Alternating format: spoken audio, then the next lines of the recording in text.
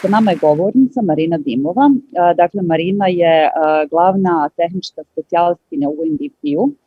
Na čelu je akcelerator laba i City Mind laba koji se zapravo sastoji od prije svega građanki i građana, entuzijasta, a onda i stručnih intelektualaca koji nastoje zajednički sa UNDP-om i gradom Sarajeva da prinesu upravo kreiranju te vizije, a koja će se naravno i kasnije implementirati. Marina uči bosanski jezik i iz tog razloga ja upravo i predstavljam na bosanskom jeziku. Njoj to prilično dobro ide, ali eto čisto još malo prakse joj fali da počne aktivno da ga koristi, tako da će nam ona prezentirati svoju prezentaciju na engleskom jeziku. Pozdrav Marina, izvoli.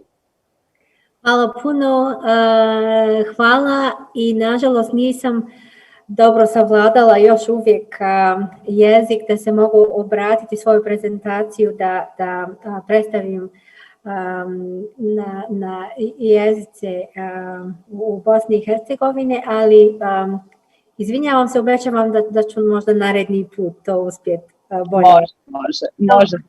I'm switching to English now.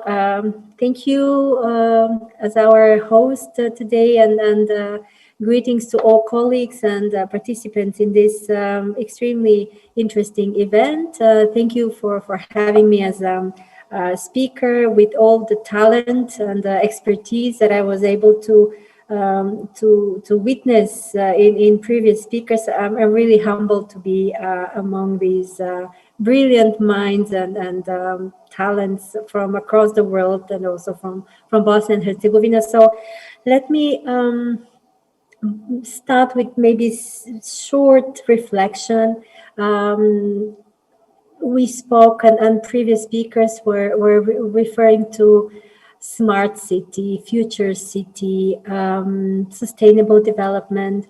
So actually since 2019, UNDP in Bosnia and Herzegovina is increasingly promoting and supporting concrete efforts of cities towards sustainable and people-centered development, urban development. Colleagues were speaking about the global picture, and we know that the world is urbanizing very quickly. I think Haris mentioned that 70% of humanity currently lives in cities, while cities only occupy maybe 2% of the Earth's land surface. They account for more than 60% of energy use, 70% of greenhouse gas emissions globally, 70% of waste production, 80% of GDP globally. So these urban engines, if I can call them in that way, are opportunities for growth. And at the same time, they demand increasing volume of resources. And we are living in a climate insecure world. We saw this, the vulnerabilities and non-resilient, I would say, settlements also in the past months, but also the last part of, I can say, 20th century is marked by widespread ecosystem collapse and climate-related disasters. And these are all global factors that we have to factor in when we think about cities of the future, when we think about urban development. As we all know, there are 24 cities in Bosnia and Herzegovina, and only, I think, 6 of them are home to more than 51% of the country population. Majority of people, economic activity, education opportunities are centered in those fewer larger cities. And most cities in the country have often abandoned areas, dysfunctional, decaying infrastructure, maybe not so functional public spaces, decaying also residential housing and overall insufficient green areas, higher energy demand, which is connected to neglected physical capital. We know that many cities in Bosnia and Herzegovina, but also maybe in the region, are featuring the global chart for worst air pollution. I'm making this, I'm painting that picture because we see that cities in Bosnia and Herzegovina, but also in the world, are somehow cells of complex challenges. These are territories where so many different opportunities, but also problems are knotting together. And to address those complexities, we need to have complex and integrated thinking. And we see that cities in Bosnia and Herzegovina are starting to test new approaches, digital solutions, also referring often to more and more frequently, the smart city solutions. Yet, evidence from the past 10 years, at least from UNDP perspective, of pursuing the smart city concept shows that, only thinking about it from technological viewpoint, single point software solutions are maybe increasing efficiency and productivity, but they're failing in general. There are many blind spots to make cities people-centered, to make cities more livable, to make cities inclusive and healthy. So therefore, we see globally like a real shift towards inclusive, sustainable, green, and thriving cities. Even more and more, and we are also trying to transfer those concepts here in Bosnia and Herzegovina through our pilot work. Why not even think about regenerative urban development, which may sound a little bit, too progressive, too far away, but I think by utilizing the global experiences and know-how, cities in Bosnia and Herzegovina with little bit of support and help can really leapfrog and can really skip so much time and efforts and trial and failure that is happening globally. And that's a great opportunity, including through leveraging technology, which as was previously mentioned, it's not a purpose on its own, but rather a means to an end. And that end, I think, relates to quality of life and healthy communities, resilient communities in the country, but also globally. I think I referred to the integrated and systemic approach, going beyond this smart tech narrative for urban development. And maybe I can briefly share some experiences concretely from pilot work in Sarajevo and Banja Luka. Colleagues already started to talk about a certain experience. I think I would like to focus more not on the tech part, but on the process part of mobilizing engagement by citizens, by private sector, by government, by stakeholders towards a common vision. And in Sarajevo, as was, I think, already mentioned, this pilot process started in December 2019.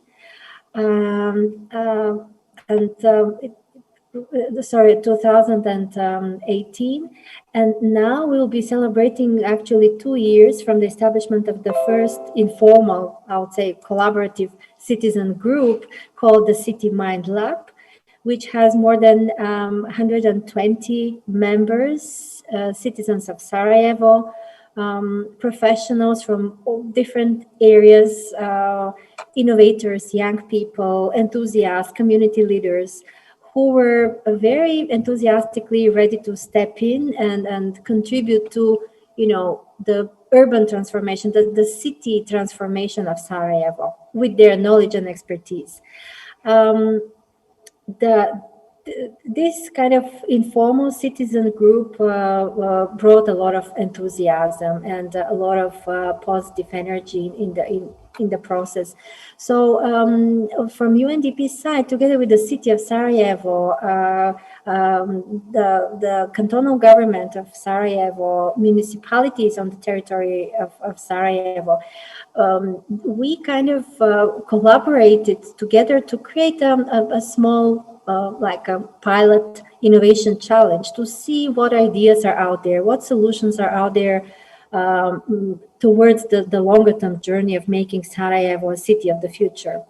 So in 2019, shortly after establishment of the City Mind Lab, there was a highly inclusive open innovation for solutions, but not just any, inviting any project innovative, but we actually asked citizens and residents of Sarajevo, which are the top issues that the city is facing at that time, and very clearly responses and collective feedback was coming from more than I think 3,000 citizens at that time.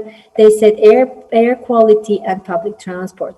So we wanted to demonstrate how we could leverage collective ideas and innovative thinking and technology to help address those issues. This was more like I would say pilot experimentation, but it resulted in very high engagement, a lot of great ideas. We had more than, I think, 40 proposals with strong participation from the private sector. And we got solutions that are working to address those problems. For example, very soon we're going to have a public presentation on that, but the first like complex computer simulation that demonstrates the effect of high-rise buildings on the air quality in Sarajevo, particularly some of the main ventilation corridors. It's amazing to see, how technology can really show what urban choices can do to quality of air and quality of life. Developing, for example, urban constructions from recycled PET materials, plastics. These were some of the, of circularity and green ideas that were proposed. Introduction of the first real-time bus tracking system in Sarajevo, which is going to cover part of the city territory, piloting smart parking solutions, creating or expanding open data platforms for air pollution monitoring, introducing smart waste solutions. Of course, there was this great energy, and these pilot projects are now coming to realization. They were delayed a little bit by the COVID-19 pandemic, of course, and then there were kind of also political instability situation in Sarajevo. So all these factors affected the implementation, but still, I think with a lot of efforts from all partners with institutions across different government levels, support from the City Mind Lab, and then kind of enthusiasts, we will be very soon, by the end of this year, presenting the first results of this group of projects. Also in Banja Luka, where actually the city decided to start thinking about urban resilience exactly during the COVID-19 crisis. And then the city leadership mobilized actually interest by private sector, by civil society, by academia, university, extremely important role, to also invite new ways and new ideas through a urban competition to collect solutions for how can we make public spaces more resilient, leveraging technology innovation? How can we make public services more accessible and more higher quality, particularly when it comes to the COVID-19 pandemic? So in a way, this was also someone would say, well, that's not a priority at that time. But the city leadership was very committed, and we kind of responded to that commitment and supported the process. I have to say that in the period of June, July, more than 60 great ideas have been submitted by academia, by public sector in broad partnerships. And 10 have been selected also, and are now in their final stage of, it's a fast, rapid implementation. So these projects introduce also pioneer solutions for digitalizing, how do you call that? Urban green areas management, for more green, for greener areas, for greener city in a more strategic way. Smart public lighting systems, intelligent public transport, traffic safety solutions, digital economy and e-commerce solutions from viewpoint of how you could connect rural and urban parts of the city through, by also supporting local production and very specific products for the area. So there was a myriad of great ideas that came from both processes, and I think that there is so much potential behind such processes, and it's just the beginning. Of course, it's a long way transition that takes governance, policy, new knowledge, and system shifting. But such street level, neighborhood level, district level experimental approach in both cities seems to be working very well. And like a micro zones that we are starting to concentrate a lot of solutions, innovation, like a portfolio of experiments that are ready to be scaled up to the entire city or beyond, or maybe if they fail, it's a safe failure, how to call that. So, and one last point before I maybe conclude and leave space for questions. Another very distinct feature, in addition to, thinking about the city in a more integrated manner, it was really how do we engage with citizens, with residents, and in a way, in those pilot processes, we tried to facilitate as UNDP, truly opening of those processes to the citizens, make them less formal, very people-centered, have a little bit of element of fun. So those complex, often maybe difficult to understand aspects for residents and citizens can be, very inviting, and then can enable different stakeholders, from elderly, persons with disabilities, kids, young people, of course, professionals, to really be part of that. And this kind of environment shows, from what I can see, that it truly unlocks human imagination, creativity, and it really, in a way, awakes people's love for their city, and there is this open-mindedness that it's just so precious capital in such processes. So this kind of inclusive collaboration, I think, is a key factor for, and very powerful factor for these complex urban transformation processes that are awaiting, I have to say, many cities in the country. Hvala mnogo, Marina. Divno, zaista. I ja, evo, kao pojedinac, jedva čekam da naši gradovi zaista budu onako kako ih vizioniramo.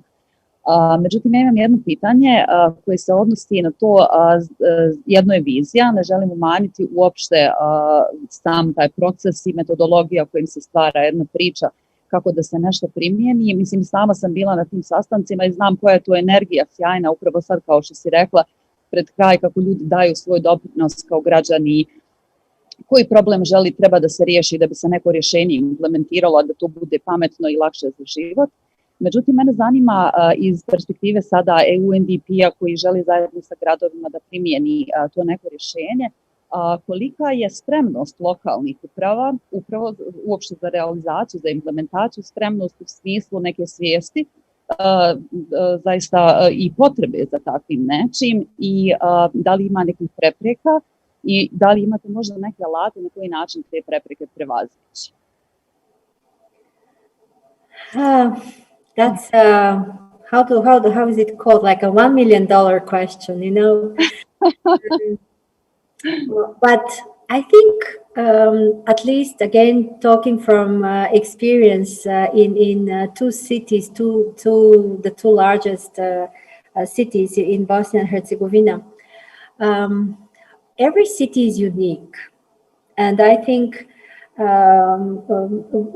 As UNDP, those pilot experiences helped us develop a new future city program that is building on the lessons learned and what we saw works or doesn't work in that kind of piloting period.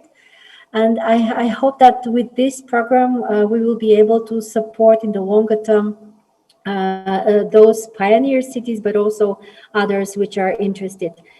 To be more specific and answer to and try to provide maybe my reflection to your question, I think the first factor, the first challenge that we need to overcome is actually the capabilities and skills in public sector, in cities, within city leaderships, within city administrations, public authorities in general.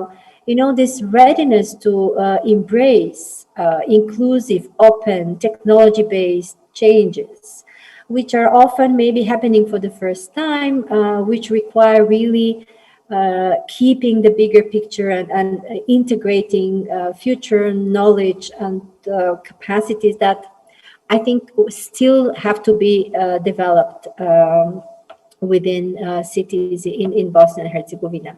Also, residents, communities, and people, all of us, private sector, we are kind of equal collaborators in this transformation. It's not, you know, the city's task or the public administration task. I think it's a collective task, and we all have to be knowledgeable, prepared, and active in this transformation. For example, I think it's again a very place-based, very city-specific context of how we approach Sarajevo. Let's reflect on Sarajevo. Sarajevo is in my thinking, one of the most complex governance structures in Bosnia and Herzegovina, if not in the entire region. So city governance in Sarajevo is split among cantonal institutions, city of Sarajevo, municipalities within Sarajevo, and then often, you know, basic public service delivery is split across these government levels. So sometimes this is actually slowing down or hampering whole of city approach. And if you ask me for Sarajevo, you know, what could be based on, again, experiences and the positive energy, what could be a meaningful way forward towards, you know, building on those pilot experiences, but also having a systemic and strategic approach to sustainable urban development? I think we need to start from a collective government group that together, vertically, cantonal, city, local governments, municipalities in Sarajevo will jointly, you know, place a strategy or have a future city vision. Where do we want to be in 10 years? And then together with citizens, together with building on the great energy within the City Mind Lab, and also having in mind maybe a new, I would say, ecosystem that can support such a process, innovation, city organization that has the skills, and together to set a vision, to continue with experimentation, to kind of leverage knowledge and technology and pilots for a more whole of city change. I think we need that vision. I think we need support from all government levels together. I think we need to continue engaging private sector, academia, media, local communities, with particular attention on those who maybe cannot be equally engaged in that process, such as maybe persons with disabilities, people who live in poverty. I think that's an important consideration for everyone. So having in mind the entire, the colleagues were speaking about the directions at the level of the European Union. We discussed the European Green Deal. We discussed the new urban agenda, or the digital agenda for the Western Balkans on the other side. So all of these are, kind of pathways that can be combined and that can support as external factors the urban sustainable urban transformation in Bosnia and Herzegovina. And as UNDP, from our side, we stand ready to continue facilitating such processes and bringing global knowledge and expertise to cities in the country. I don't know if that Okay. answers your question. Hvala mnogo. Mislim da je naše vrijeme isteklo. Ja bih te pozdravila iz Tuzle u ime cijele ekipe tu. Hvala puno. Nastavlja se naravno na viziji, u pravu si, treba da bude tako, kroz implementaciju i dalje će se primjenjivati rješenja koja budu na dohvat ruke tada. Hvala lijepo.